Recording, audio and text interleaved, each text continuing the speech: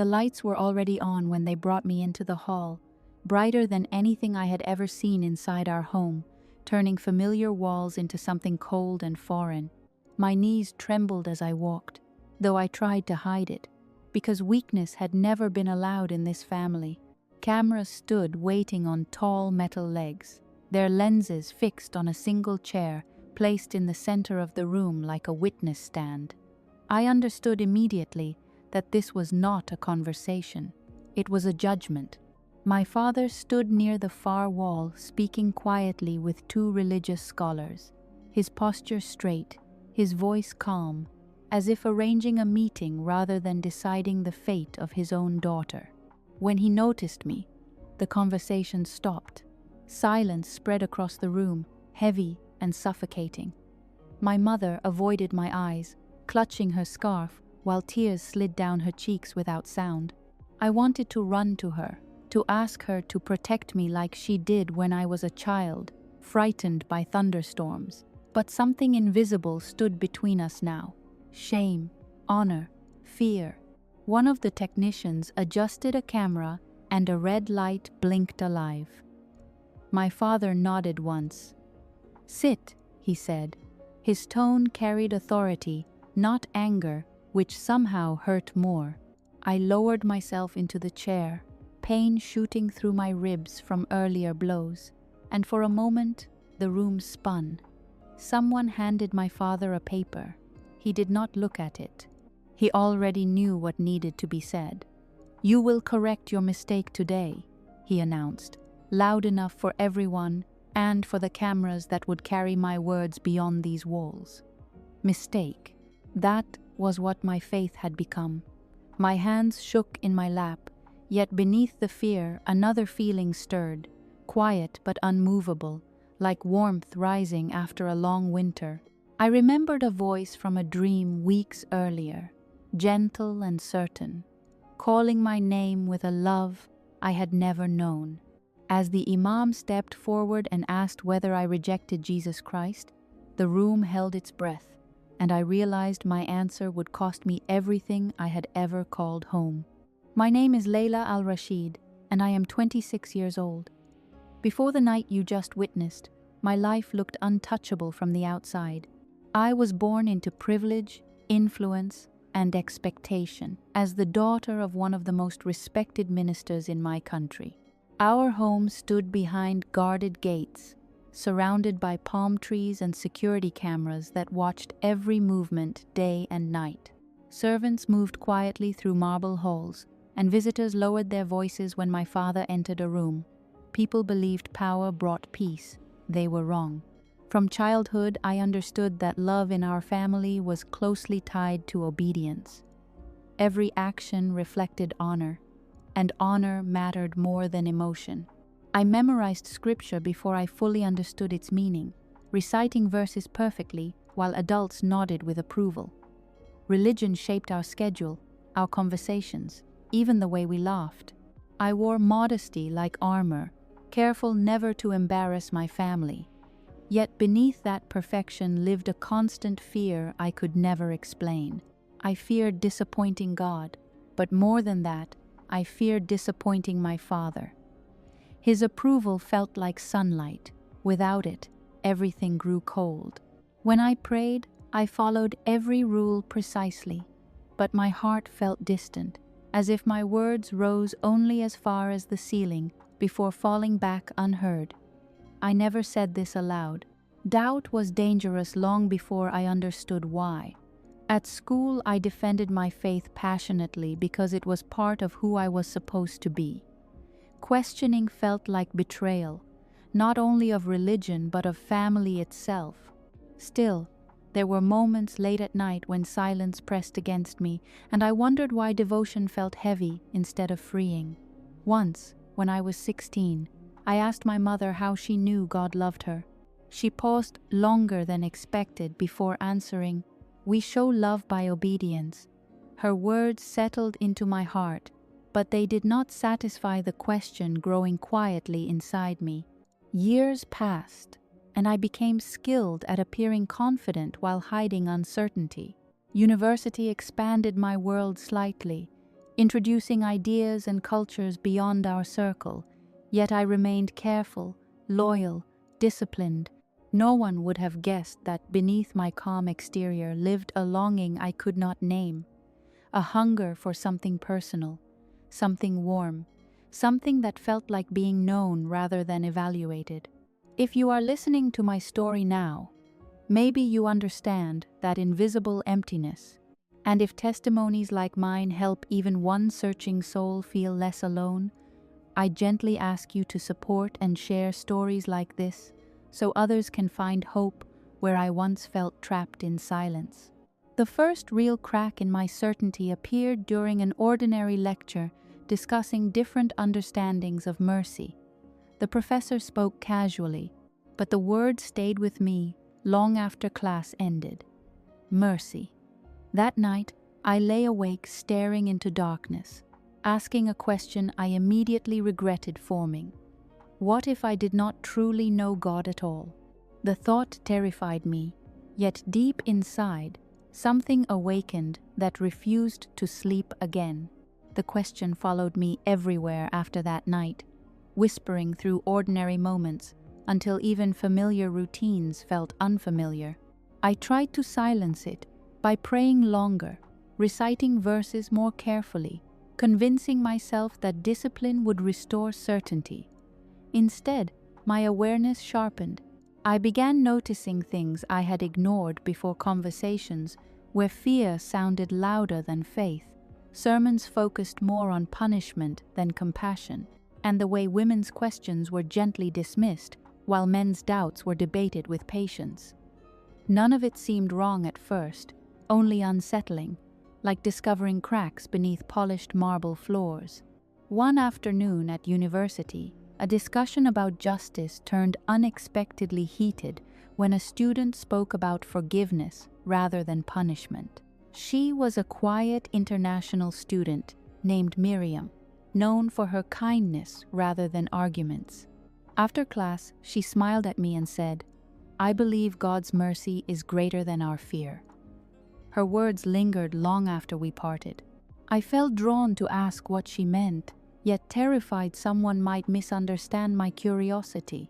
Days later, I finally approached her under the excuse of academic interest. We spoke cautiously, choosing words carefully, as if navigating invisible borders. She never attacked my beliefs or tried to convince me of anything. Instead, she spoke about Jesus as if describing someone alive, someone personal. That unsettled me more than debate ever could. Religion, to me, had always been duty. The idea of relationship felt unfamiliar and dangerously comforting. That night, curiosity overcame fear. Alone in my room, I searched online for information about Jesus, my heart racing at every sound outside my door. I cleared my browser history repeatedly, ashamed of my own curiosity. Videos appeared, testimonies from people who spoke about peace, forgiveness, and love without fear. I expected anger or rebellion, but instead I saw tears, healing, and quiet certainty. My chest tightened, as if something inside recognized a truth my mind resisted. Eventually, I downloaded a Bible app, my fingers trembling so badly I nearly dropped my phone. The icon looked harmless, yet to me it felt like crossing an invisible line. I opened it only after midnight, when the house slept and surveillance felt distant. The first words I read were from the Gospel of Matthew. "Come to me, all who are weary and burdened, and I will give you rest." I froze. Rest was not a word I associated with faith. I reread the sentence again and again, waiting for guilt or fear to follow. Instead, an unfamiliar calm spread through me, gentle and warm, as if someone understood exhaustion I had never admitted aloud. Tears slipped down my face without warning. I quickly locked my phone, terrified by my own reaction.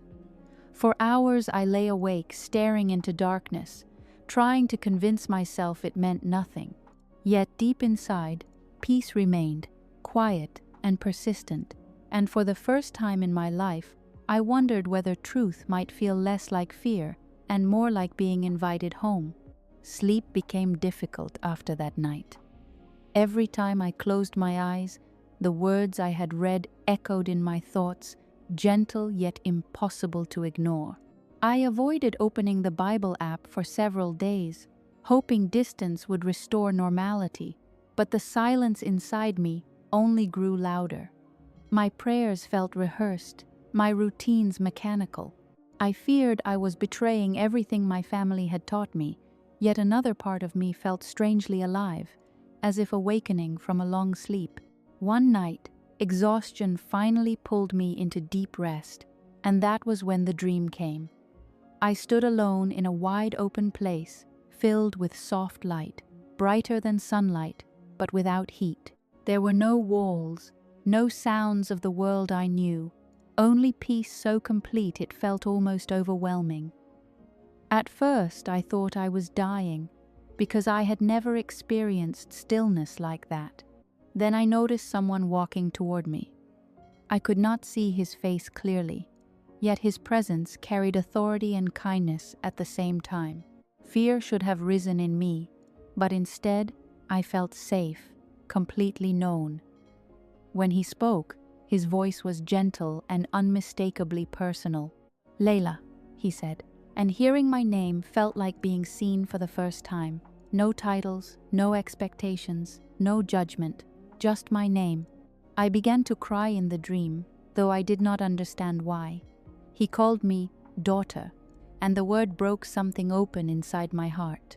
I wanted to ask questions, to understand who he was, but peace surrounded me so fully that words felt unnecessary. When I woke, my pillow was wet with tears and my chest ached with longing. I told myself it was imagination, stress, anything except what I secretly feared it might be. Yet the dream returned 2 nights later, almost identical, the same voice, the same overwhelming calm. Each time I woke feeling both comforted and terrified. I searched online desperately, typing questions I never thought I would ask, dreams about Jesus, visions, meaning. Testimonies appeared, people from cultures like mine describing encounters that sounded painfully familiar. I watched them secretly with headphones late into the night, my heart pounding as if I were committing a crime. They spoke about love replacing fear, about Christ calling them personally. I wanted to reject their stories, yet something deep inside resonated with every word. One evening, overwhelmed by confusion, I sat on my bed, holding my phone, unsure what to do next. Silence filled the room. My hands trembled as I whispered words I had never dared to say before. "Jesus, if you are real, why are you calling me?" The prayer felt forbidden, fragile, irreversible. The moment the words left my lips, an unexpected calm settled over me again, deeper than before. I realized I was no longer simply curious. Somehow, without fully understanding how, my heart had begun answering a call I could no longer escape.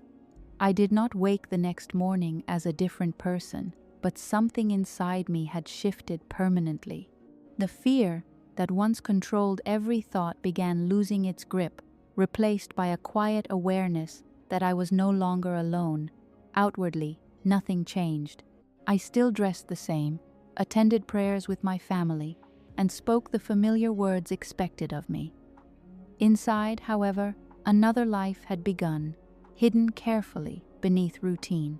Each night after everyone slept, I opened the Bible app like someone meeting a secret friend. I lowered my screen brightness and listened through headphones, absorbing stories about forgiveness, mercy, and love that felt deeply personal. Jesus' words unsettled me because they described God not as distant authority, but as a father who ran toward lost children. I struggled to understand how holiness could coexist with tenderness. Sometimes I closed the app quickly, overcome by guilt, promising myself I would stop. Yet hours later I returned, drawn by peace stronger than fear. I began watching online church services from believers around the world, careful to erase every trace afterward. Hearing people pray openly to Jesus felt shocking at first, but their sincerity stirred something warm inside me. Slowly, my prayers changed. Instead of recitations, I spoke honestly, whispering fears, doubts, and hopes I had never shared with anyone. I asked forgiveness for things I did not fully understand and felt relief instead of shame. The transformation was subtle but noticeable. My anxiety softened. I reacted with patience where I once felt anger. Servants in our home noticed I smiled more. Even my younger cousin asked why I seemed happier. I did not know how to answer without revealing everything. Unfortunately, peace attracted attention. My older brother began watching me closely, questioning why I no longer argued during religious discussions. My mother asked whether I felt unwell because I spent more time alone. I assured them I was fine, but suspicion lingered in their eyes. One evening during dinner, my father commented that spiritual discipline must never weaken, his gaze resting briefly on me longer than usual. My heart pounded, convinced he somehow knew. That night I prayed longer than ever, asking God for wisdom, asking Jesus whether following him meant losing everything I loved. The thought terrified me. I loved my family deeply despite our distance, and the idea of causing them shame felt unbearable. Yet every time I considered abandoning this hidden faith, the memory of the dream returned the voice calling me daughter with unconditional warmth. Weeks passed in this fragile balance between two identities. I learned to hide verses in my memory instead of my phone, repeating them silently throughout the day. Peace grew stronger, but so did tension. One afternoon, while helping my aunt prepare for a family gathering, I left my phone charging in another room. When I returned, she stood holding it, her expression confused and slowly hardening as a notification appeared on the screen, displaying a Bible verse I had forgotten to disable. She looked at me, and in that single moment, my secret life shattered completely. The silence after my aunt looked at the screen felt heavier than any scream. She did not shout immediately.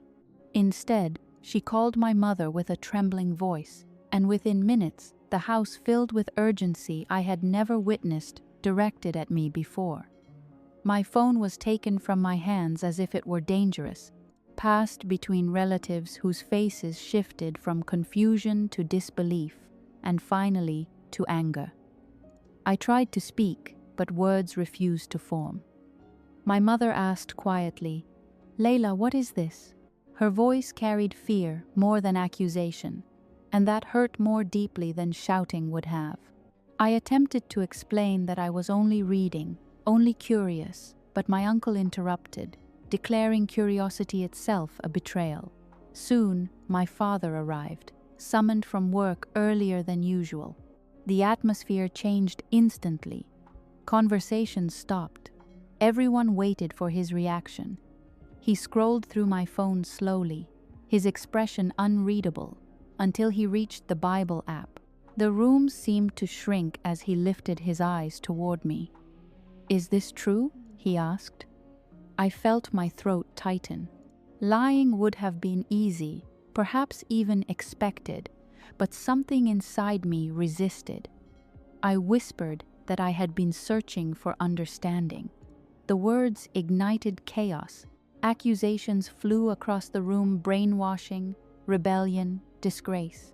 My cousins avoided my gaze as if I had become contagious. My mother cried softly, repeating that our family reputation would be destroyed. Religious advisors were called that same evening.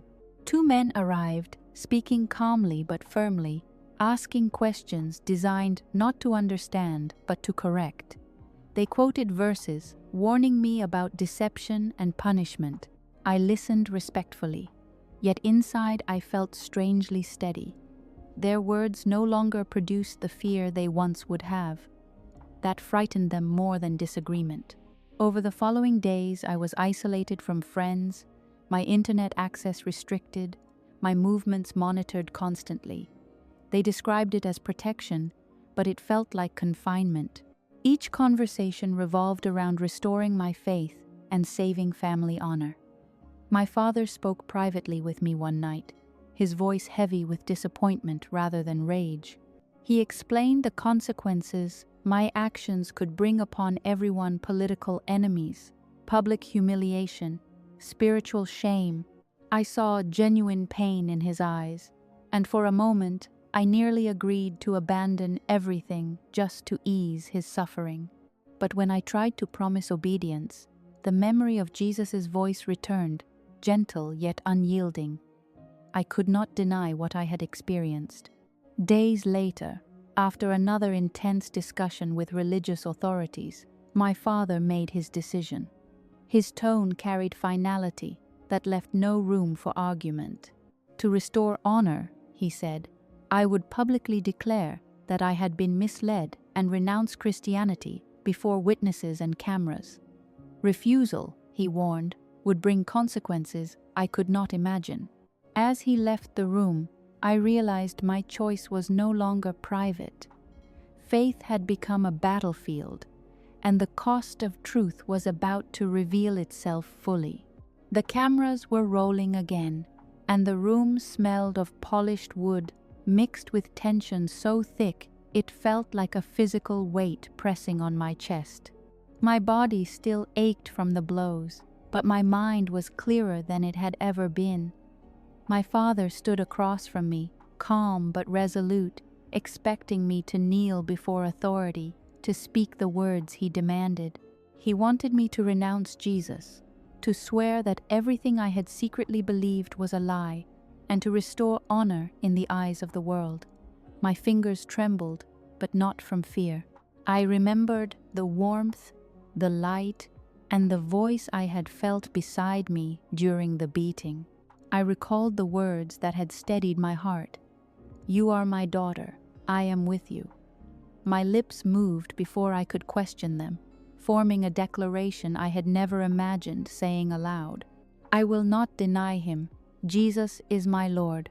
The room froze, eyes widened in disbelief. The Imam who had orchestrated the interrogation leaned forward, whispering that I would be cursed, that my life would be destroyed. My father's expression shifted, a mixture of anger, shock, and disbelief crossing his face in rapid succession. I expected screams, perhaps more violence, but the calm that had settled inside me did not leave. I stood tall, chest aching from both pain and defiance, knowing fully what I had done. The words were small but heavy, a simple testimony that carried the weight of every secret prayer, every hidden tear, every late-night reading, every whisper of doubt that had grown into courage. I did not speak with bravado. I spoke with conviction, trembling yet unyielding. Around me, the room erupted. Voices shouted, orders were given, hands reached toward me.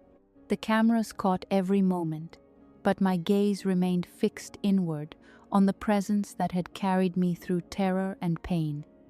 I accepted, in that instant, that my life would never be the same. Status, protection, family approval gone, or at least suspended indefinitely. But the freedom I felt, the unshakable certainty that I had chosen truth over fear, filled me with something the world could never take. My father's face reddened with fury, a warning and a promise all at once. The air crackled with tension as my relatives reacted, some stepping forward, some frozen, unsure how to respond to what they could not comprehend. And yet, inside me, calm remained.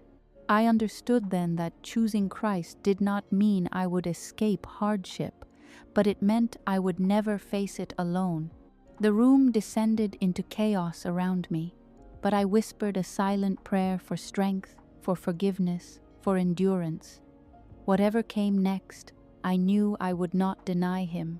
Everything blurred after the last blow. My vision narrowed to a single point of pain and the rhythmic sound of my own heartbeat echoing in my skull.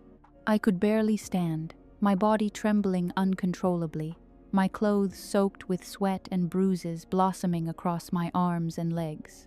The shouting around me had become distant, almost unreal, as if I were submerged beneath water. And then the light appeared, not from the bulbs overhead, not from cameras, not from the windows, but a warm, radiant glow that filled the room from nowhere and everywhere at once. It was soft, yet overwhelming, a presence that pressed gently against every corner of my mind and body. Fear dissolved in that light, replaced by an inexplicable peace. My knees hit the floor, and for the first time in my life, I surrendered fully, not to my father, not to anyone in the room, but to him. The words came naturally, whispered from deep within my soul. I trust you. I am yours. The pain was still there, but it no longer controlled me. Around me, the chaos continued. Fists, voices, cameras, but I felt untouched, held, cradled by something beyond comprehension. I glimpsed faces contorted with anger and disbelief, but my heart overflowed with compassion instead of hate. I forgave them in that moment, silently, without needing them to hear it. Every memory of fear, every lesson of submission I had been taught, dissolved like mist in the morning sun. And in that spiritual clarity, I understood what it meant to die to my old life. The identity I had clung to, obedient daughter, perfect student, hidden doubter, ceased to hold me. In its place, a new life began, one rooted not in fear, not in honor, not in worldly approval, but in love, in truth, in the presence of Christ. I felt him brush past my spirit, whispering that I was safe, that my story had not ended, even if my old world had. Time became irrelevant. Pain, fear, and anger were distant echoes, meaningless compared to the certainty that I was seen, known, and cherished. I did not see a vision of retribution or power. I saw love, unconditional, unwavering, unstoppable. When I finally collapsed fully into consciousness, I was in a different place than I had expected, safe, quiet, and free, but my soul remained transformed. I knew that nothing, not even the fury of my own family or the weight of my past, could ever undo this rebirth. In that moment, my old life ended, and a new life began in him. After I awoke, the world felt surreal, softened at the edges like a painting seen through mist.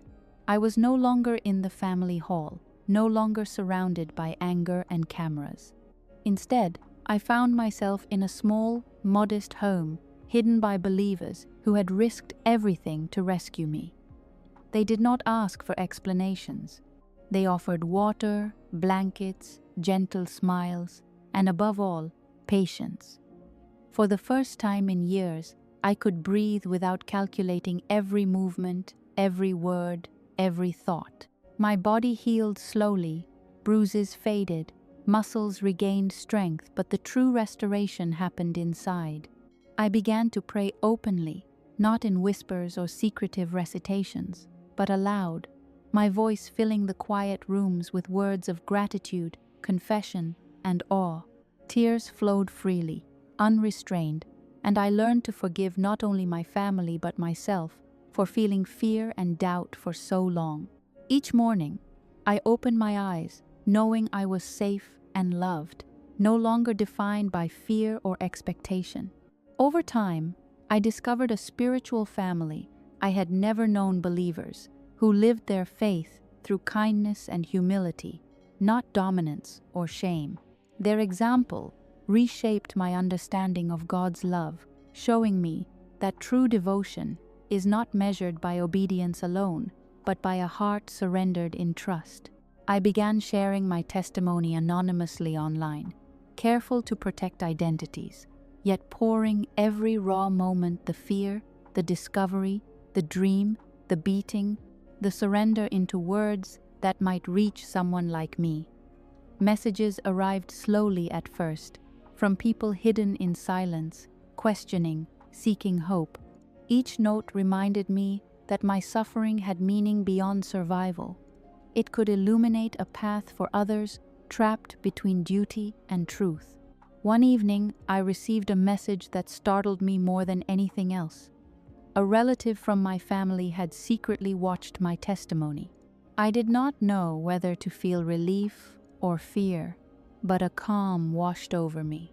Even if reconciliation would take years or never come, I understood that God had taken what was meant for destruction and transformed it into a channel of hope. My past did not vanish, but it no longer held power over my present. I began to see purpose in my pain, courage in my scars, and joy in the freedom that had once seemed impossible. Every day was a quiet miracle, each breath a reminder that life can be reborn even from the ashes of fear. Looking back now, I see the cost of following Christ clearly. I lost status, protection, the illusion of safety, and the approval of those I loved most. Yet, in exchange, I gained something far greater: peace that no blow could destroy, a voice no threat could silence, and a heart no fear could imprison. Forgiveness replaced bitterness, and freedom replaced confinement. My identity is no longer tied to wealth, rank, or expectations. It is rooted entirely in Him who called me by name. I do not know if reconciliation with my family will come in this life, but I trust God with what they cannot see or understand. The cameras that were once meant to humiliate me now serve a different purpose. They carry my testimony, spreading hope to those trapped in fear, doubt, or isolation. Christ restores what fear destroys. My scars tell the story of pain endured and love received, of courage discovered in weakness, and of faith that triumphs even when all else fails. To anyone watching, wondering if truth is worth the cost, I say this: it is worth everything. Freedom in Him cannot be measured, only experienced. And that freedom begins the moment we choose to say, even silently in the darkness, Jesus, I am yours.